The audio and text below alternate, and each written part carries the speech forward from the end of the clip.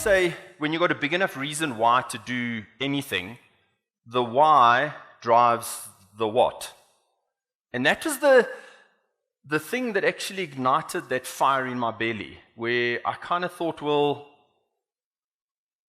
maybe I want to build another business. Where's your headspace with your business? Are you in it because you wanted more time? Because so many of us leave our corporate jobs and things and we think, I'm going to start my own business so I can have more time.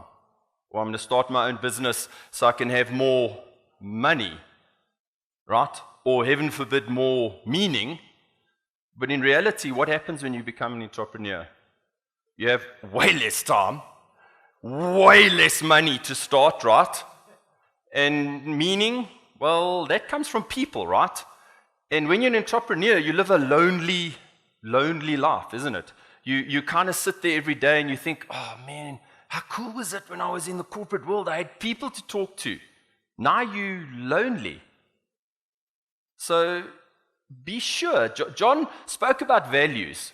Be very sure that you understand what your values are. You understand what's important to you, because that's what's directing your actions every day. What matters? Have you ever really sat down and asked the question, what does success look like to me?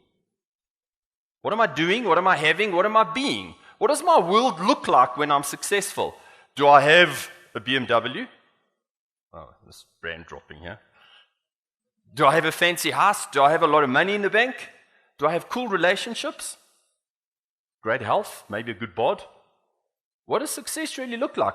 Because if you think it's about having a really massive business making lots of money, that's cool. If that's what matters to you. If it isn't, then you're pursuing something that doesn't have real meaning to you.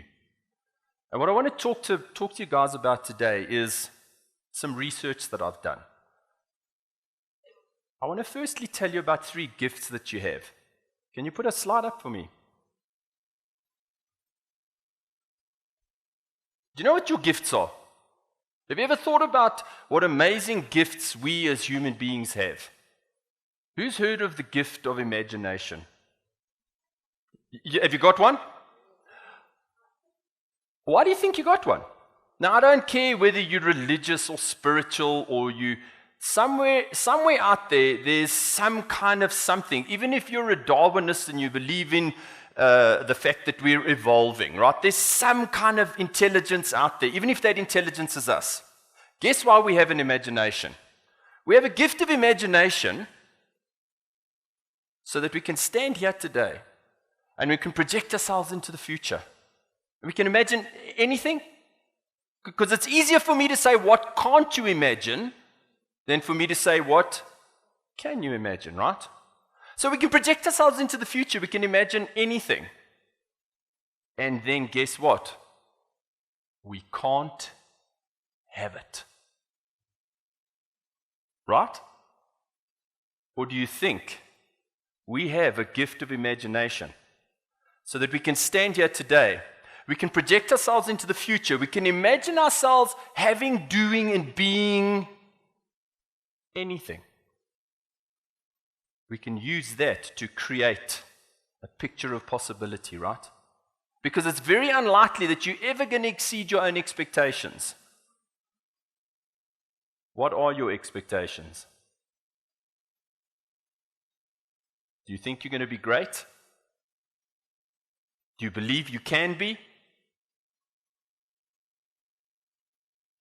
Are you doing everything you can to be successful? What have you imagined? Have you even used your gift of imagination to travel into the future and imagine what you can have? Have you done that? It's called vision. How many of you, and I know this is an exceptional room of people, but how many of you in the room have a written down vision? Just show of hands there. Because guess what that vision is? That vision is you using one of your tools. Do you know that there's no insects, no animals, plants, nothing that we're aware of that has an imagination?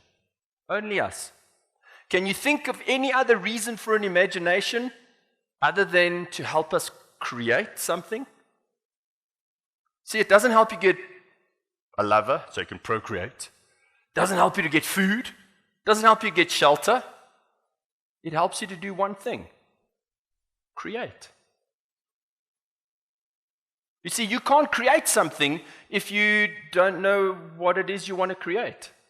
I mean, this building, this magnificent building, where do you think it started out? Was it an imagined possibility?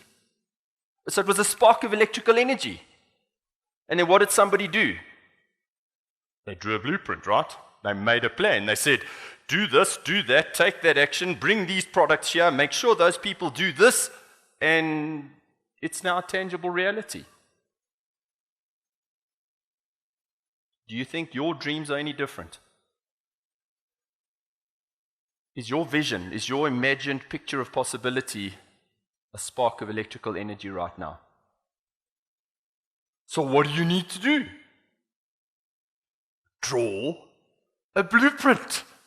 Create a plan, because that's your second most amazing gift.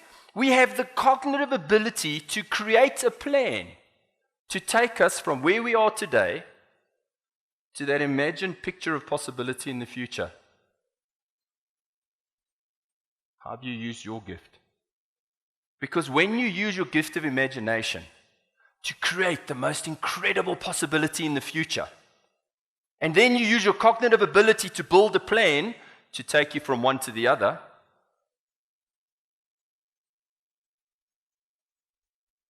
you program your third gift, which is your internal Google search engine. Do you have one? Who's ever heard of your RAS, reticular activating system, right? It's a neural net of nerves at the base of your spine over here, and for all intents and purposes, what it is your body's internal Google search engine, which searches and separates the important things from the non-important things. The question you want to ask, though, is who's programming it? Coincidence? Society? Circumstances? Or you? And how do you program it? With a written down vision. John runs a program every year, 3 days. It's called Master Planning for Life. John has a book this thick, his master plan. Every single thing he's done and going to do is in that book. It's clear. It's clarified. He has programmed his reticular activating system to do what? Find all the resources, the people, the circumstances, everything he needs to achieve the greatness that he has. You? Do you even have a written down vision?